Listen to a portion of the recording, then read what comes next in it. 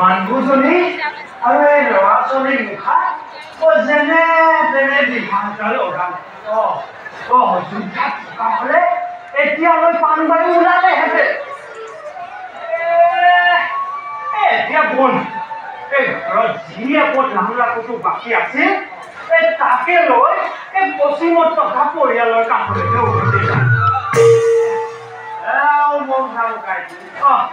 তই ঠিকেই কৈছ। এই চকুৰ আগতে দিনবিলাক এনেকৈ যে সলনি হল নহয় দেই। এই অজৰ মহাৰাজৰ দিনত এইখন ঠাইতে আমি কম ভোগ কৰিলো নে কম ভোগ কৰিলো নে